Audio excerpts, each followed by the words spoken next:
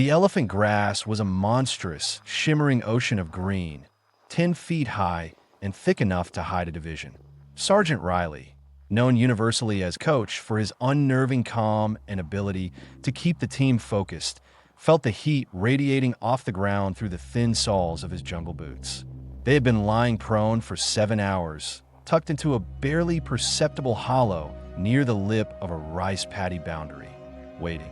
Waiting was the true enemy in Vietnam. Not the NVA or the VC, but the sweat that stung the eyes, the insects that burrowed into the skin, and the crushing psychological weight of absolute silence. They were remnants of a long-range reconnaissance patrol, LRRP, 6 men surviving a hellish 3-day excursion that had cost them 2 good soldiers and left their communication gear shredded by shrapnel. They were 30 minutes past their scheduled extraction window, and the air was tightening like a garrote. Riley focused on the distant, muffled sound of a water buffalo bell, a civilian sound that felt alien and mocking in their high-tension state.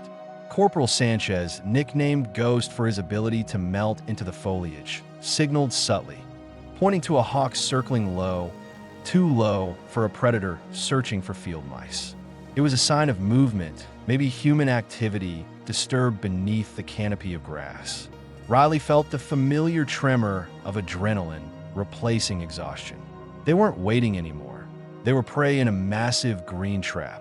Knowing the enemy was likely watching them wait, just outside the radius of their sight, calculating the exact moment to spring the catastrophic trap. The grass offered cover, but it also offered a perfect, suffocating ambush.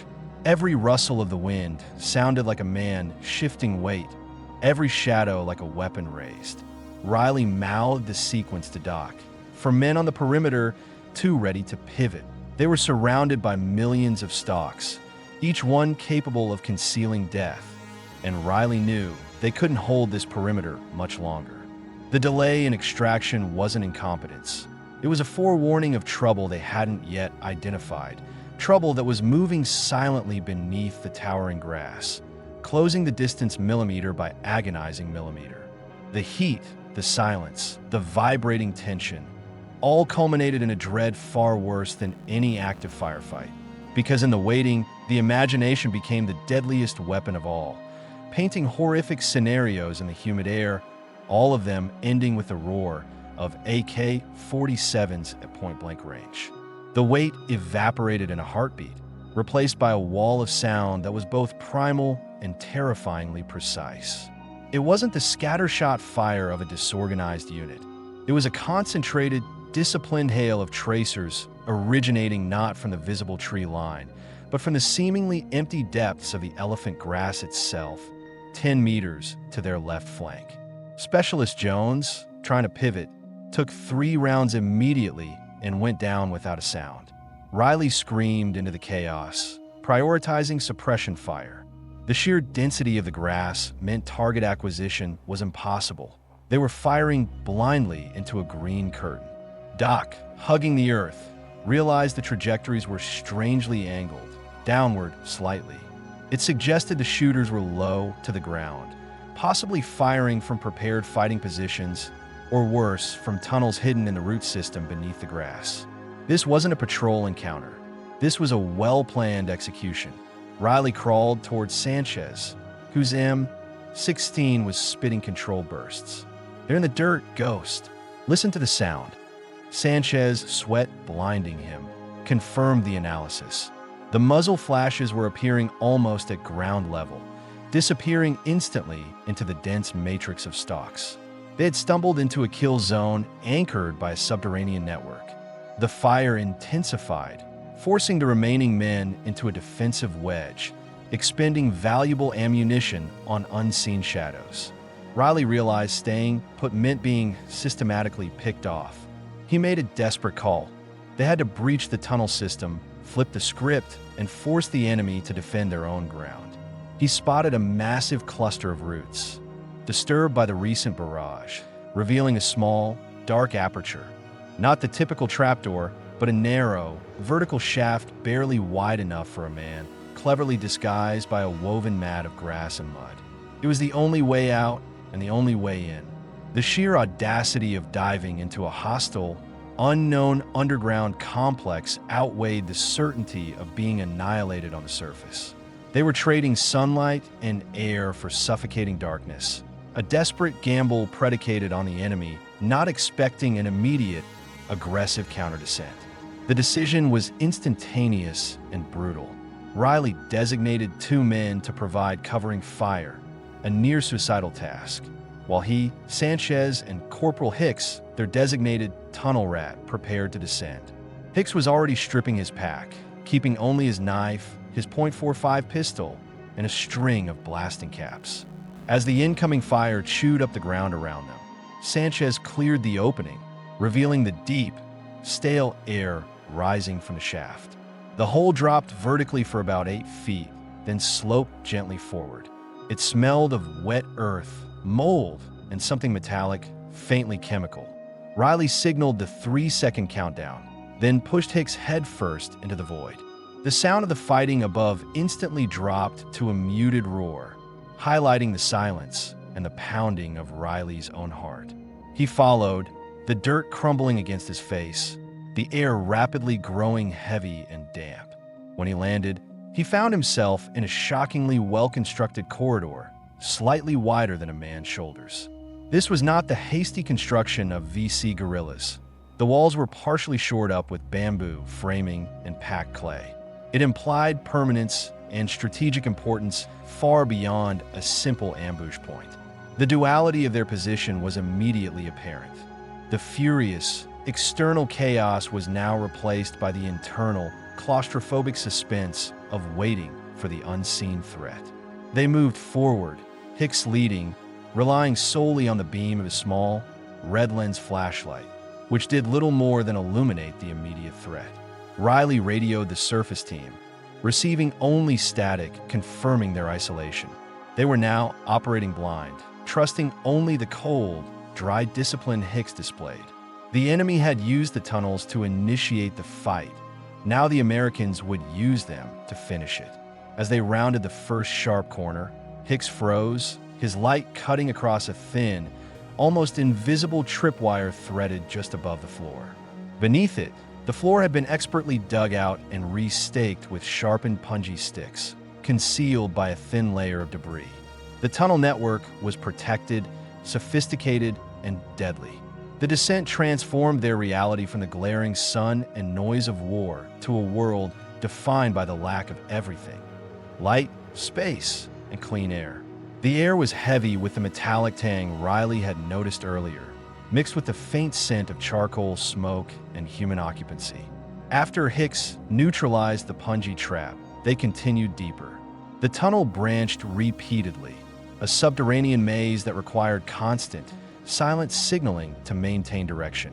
Riley felt the immense weight of the earth pressing down, a sensory overload that threatened panic. He focused on the rhythm of Hicks' breathing, steady, professional. The tunnels were not uniform. Some sections were barely crawl spaces, forcing them to shed even more gear, while others opened into short, high ceilings, indicating old flood prevention measures. They were hunting not troops, but the source of the organization. They found their first direct sign of the enemy: a discarded, still-warm rice bowl and a small, handmade map section tacked crudely to a bamboo support. The map didn't show terrain features. It showed intersecting lines and symbols that Riley initially mistook for supply caches, but which Hicks recognized as communication junction points. They weren't in a combat tunnel. They were navigating a nerve center. Suddenly, the silence was broken not by a sound of battle, but by a low, consistent rhythmic thrumming, vibrating through the earth itself, growing louder as they moved. It sounded industrial, mechanical, completely out of place in this environment. Hicks signaled stop, pressing flat against the damp clay wall. Ahead, the tunnel opened into a slightly larger, circular chamber, lit faintly by an oil lamp swinging lazily. This chamber held no troops, only equipment: heavy copper wiring, battery banks, and the source of the vibration, a small diesel generator running with near-perfect suppression, feeding power to something large located just beyond a heavily reinforced wooden bulkhead. The shift from combat readiness to silent espionage was jarring, highlighting the psychological pivot required in tunnel warfare. One wrong move meant instant contained death. Hicks, recognizing the unique construction of the bulkhead, thick timber reinforced with rusted iron strapping, indicated with hand signals that this door was designed to withstand blast concussion and wasn't typical NVA work. It looked French, colonial-era architecture repurposed. While Hicks carefully attempted to pry the locking mechanism with a slim crowbar, Riley and Sanchez guarded the narrow entry point. The thrumming of the generator provided unexpected cover for their actions. The mechanism gave way with a sickening, grinding sound, echoing horribly in the confined space. Riley kicked the door open and plunged in him, 16 held high. He found himself not in a cramped tunnel extension, but in a shockingly large, dry chamber carved directly into the bedrock, almost a concrete pillbox embedded deep underground.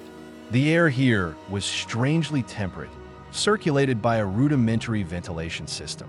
The chamber's centerpiece was a large, sophisticated short-wave radio transmitter, humming actively, its banks of vacuum tubes glowing faintly. This confirmed Riley's suspicion. They had breached a high-value communications and strategic relay point, possibly reporting directly to Hanoi. The realization was profound. The initial ambush was not intended to wipe out their small LRRP unit, but rather to repel or deflect any chance encounter near this vital hub. It was a defensive infrastructure, not merely a punitive action. Spread across makeshift wooden tables were hundreds of loose-leaf maps and documents.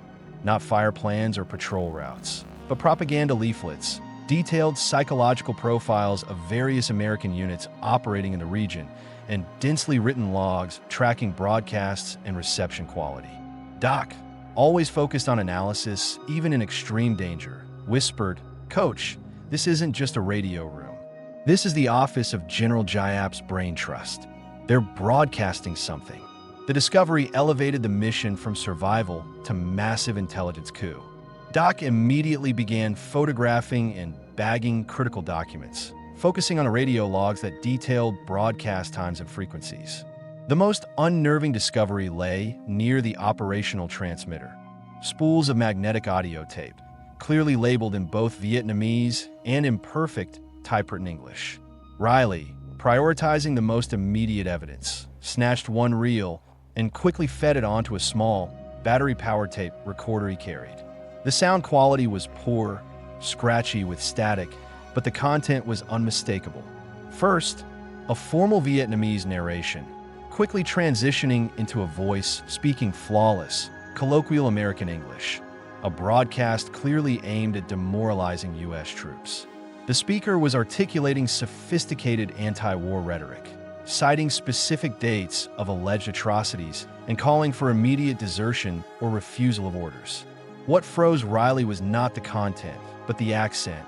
Midwestern, familiar, professional. This was not a poorly coached POW. This was someone willingly collaborating or a deserter utilized for high-level psychological operations. The sophistication implied depth of planning and resources previously only rumored.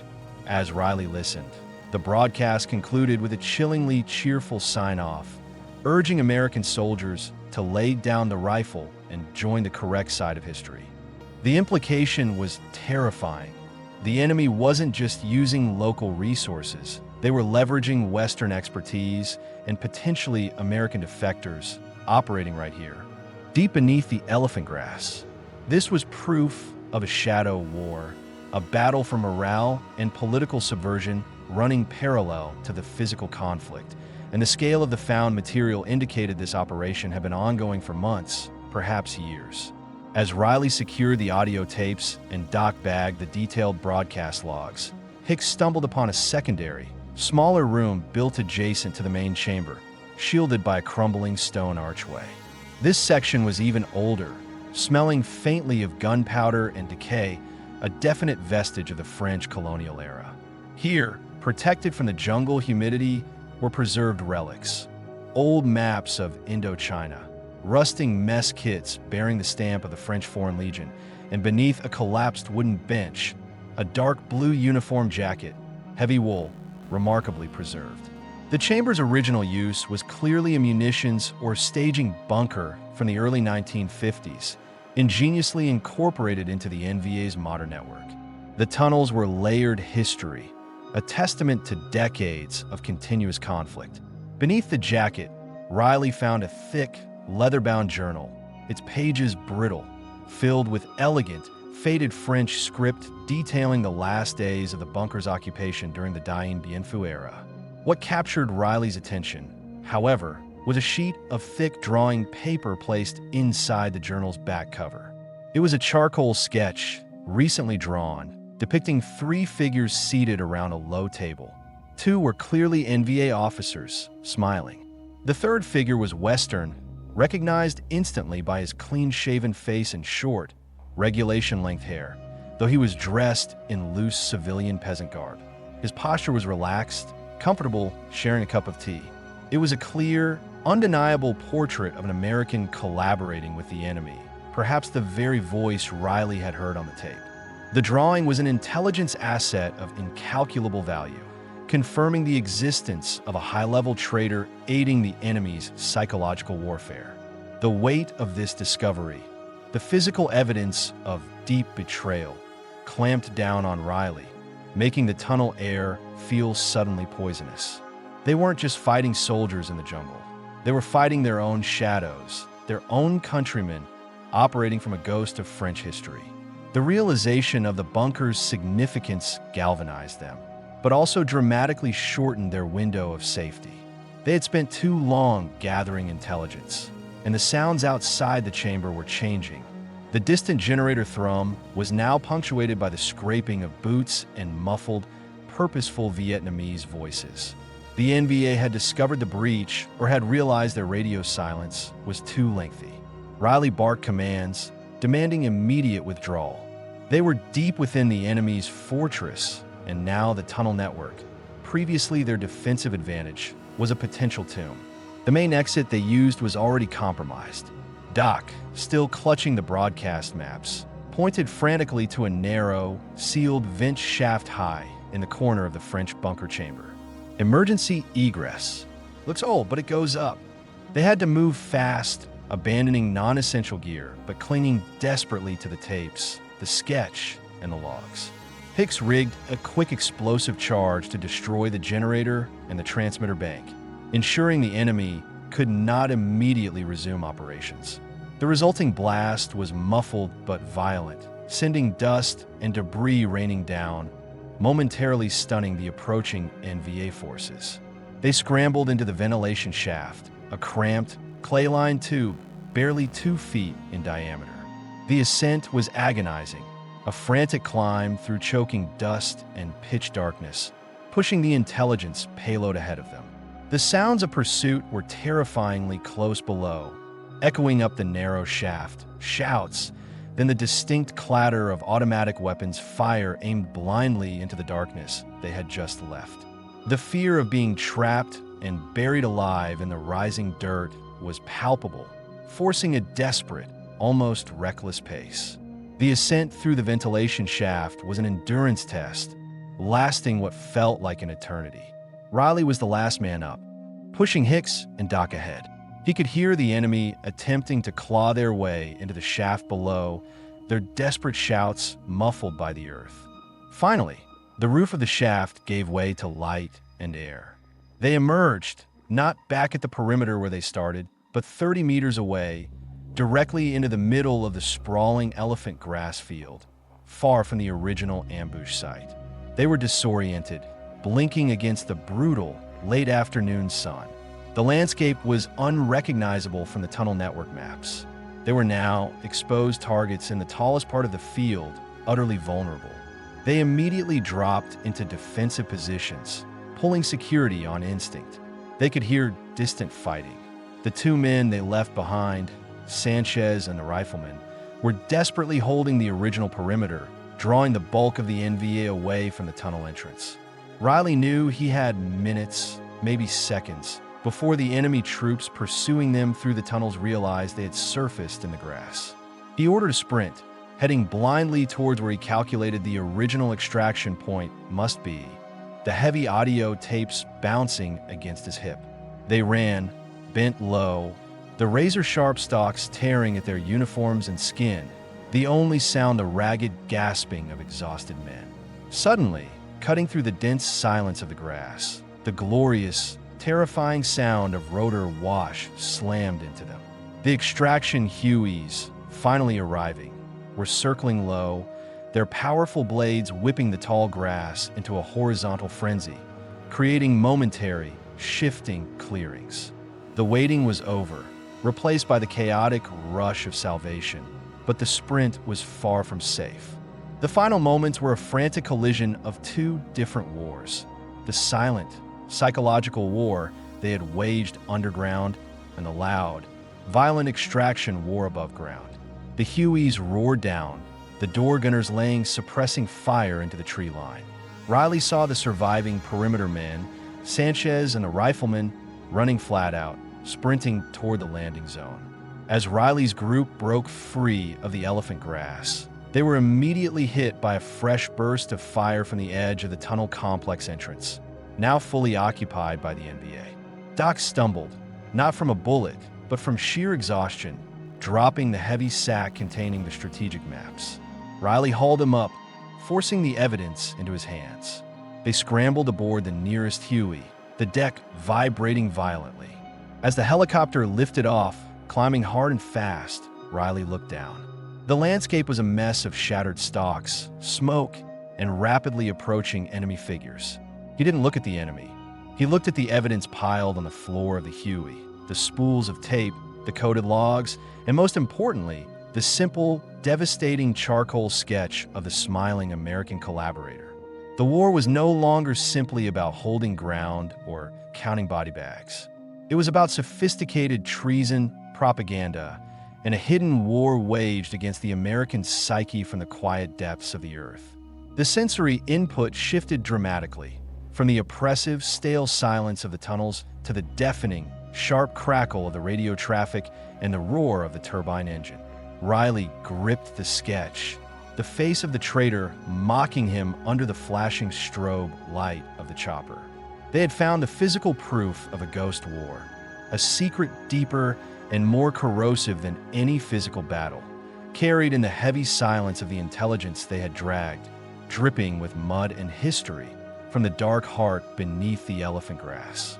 The wait had ended in a discovery that promised a new, horrifying chapter in the conflict, one where the front line was drawn not in the mud, but in the minds of the fighting men.